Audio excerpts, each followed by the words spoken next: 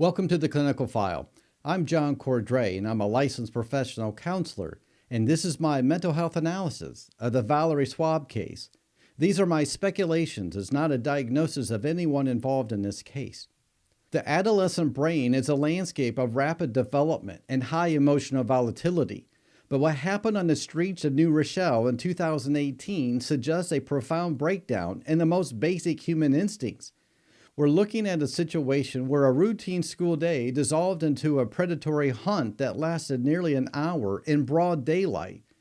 This case forces us to examine how a group of teenagers can reach a state of collective detachment so severe that they value the set of stolen house keys more than the life of a classmate. The tragedy of Valaree Schwab is a jarring case study in the intersection of environmental trauma and digital escalation, and the terrifying mechanics of groupthink. In this analysis, I'll identify the specific psychological markers that school officials and the community failed to see before it was too late. We'll look at how chronic housing instability can strip away a child's impulse control and how a pack mentality can provide a social cover for a lethal act. On January 10, 2018, 16-year-old Valaree Schwab was a junior at New Rochelle High School, known for her passionate activism and her refusal to back down from her beliefs. In the social ecosystem of a high school, being outspoken often makes a student a target for those who seek dominance through intimidation.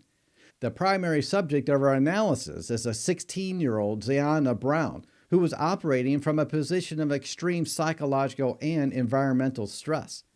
Reports later revealed that she was effectively homeless at the time, moving between temporary living situations from no stable home base. From a clinical perspective, the lack of a secure home environment is a form of chronic trauma that keeps the nervous system in a state of permanent hypervigilance. When a child's basic need for shelter is insecure, the brain's survival centers essentially hijack the prefrontal cortex, which is responsible for emotional regulation and long-term planning. This state of survival leads to a significant deficit in the ability to process consequences, as the brain is focused entirely on the immediate present and assertion of dominance. The conflict between Valaree and Ziana's group did not begin with a physical confrontation, but with a series of digital interactions on social media. This is a critical red flag in modern juvenile violence because digital platforms allow for the dehumanization of a target.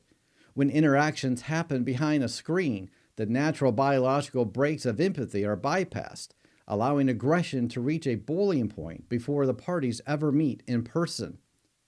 Around noon on that Wednesday, Valaree and her boyfriend were confronted by a group of 5 or 6 teenagers, including Ziana Brown, Dominic Slack, and Carl Booker. What followed was a 1-hour predatory pursuit through the New Rochelle Business District. As a counselor, I find the 60-minute window to be the most revealing aspect of the group's mental state. This was not a sudden burst of rage. It was a sustained exercise in de-individualization.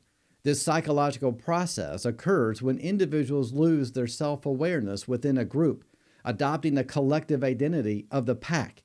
The group moved from one fast food location to another, stalking Valaree and creating a vacuum of social responsibility. During a physical struggle on North Avenue, Valaree was knocked to the ground and dropped her house keys, which were immediately seized by one of the teens. In the psychology of the confrontation, those keys became a powerful tool of leverage. For Valaree, the keys were her only access to safety and home. But for Ziana, who had no home, possessing those keys was a way to exert total control over Valaree's distress. Valaree's decision to follow the group into Dunkin' Donuts at 646 North Avenue was driven by the desperate need to recover her property. Inside the shop, the group continued their harassment, and Valaree, feeling physically cornered, used pepper spray to defend herself. In a typical behavioral profile, the pain of pepper spray would cause a person to retreat. However, for a teenager with a history of housing instability and high reactive aggression, an attack can trigger narcissistic rage, an explosion of violence in response to a perceived slight or threat to their status. Instead of backing away, Ziona Brown produced a steak knife she had been carrying throughout the pursuit. The premeditated decision to carry a lethal weapon into a public space is a massive indicator of a mindset that views lethal force as a standard tool for survival. Ziona lunged at Valaree, stabbing her twice in the torso, piercing her heart and lungs. The behavior that followed is equally indicative of a deep-seated emotional disassociation. Ziona fled the scene but reportedly returned to the high school building for a period before disappearing. This ability to return to a normal environment after committing a homicide suggests a profound capacity for compartmentalization, often developed as a defense mechanism against a traumatic childhood. Valaree was rushed to the hospital, where she succumbed to her injuries. The community was left in shock, and the day following, nearly 20% of the high school student body stayed home. The legal fallout saw Slack and Booker charged with stalking and gang assault, highlighting the role of antisocial conformity. They were essential to the crime because they provided the social infrastructure that allowed Ziona to feel emboldened. They acted as co-regulators of the group's aggression, with each member feeding off the energy of others until the lethal threshold was crossed. When Ziona Brown eventually surrendered, she exhibited a flat affect that many interpreted as coldness. From a clinical perspective, the emotional numbing is often a survival mask. If a child grows up in a world where vulnerability is dangerous, they learn to shut down their emotional responses entirely. In May 2019, Ziona pleaded guilty to first-degree manslaughter to avoid a trial that would have further traumatized the Schwab family. During the sentencing, Valaree's sister, Brittany, gave a powerful statement about the ripple effect of this trauma, noting that Ziona had taken the third sibling from her. This points to the massive psychological toll on the survivors, who must live with the knowledge that their loved one was hunted in broad daylight.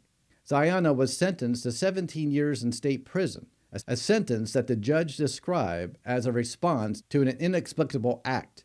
However, as we look closer, we see that the act of the result was a perfect storm of identifiable psychological failures. The New Rochelle School District faced intense scrutiny, leading to the departure of the superintendent and the principal.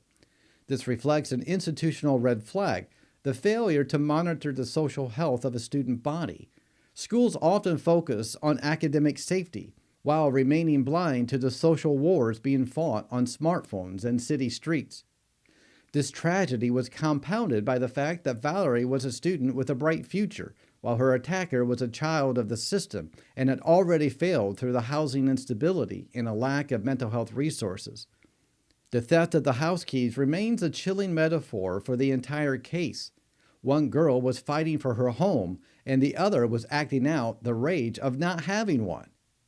We must address the root causes of this aggression: housing instability, the lack of conflict resolution skills, and the toxic influence of group dynamics before another tragedy occurs. The case of Valaree Schwab is a reminder that the behavioral signs we ignore in our youth today will eventually manifest in ways that a community cannot ignore. So I worked in a school district for several years, and I know what goes on behind those closed doors. There's a lot of trauma, there's a lot of violence, there's a lot of hate, and yet the school officials, in a lot of ways we can't blame the school officials. They're doing their job, lots of students to care for, and yet somebody has to take responsibility. I get that. But it is very difficult to help every student and to know which student needs the help the most. And it's usually the students that act out and the ones that are deemed a problem child that need the most help. Well, this was a tragic case and had many layers and a lot of history in these students. What did you think about the case? Were there any elements that stood out to you? If you want more mental health analysis of true crime stories like this one, be sure to subscribe for more. And if you found this case compelling, be sure to watch this next story. It will make you more aware of your surroundings. Thank you for joining me today. Until next time, stay curious, stay safe.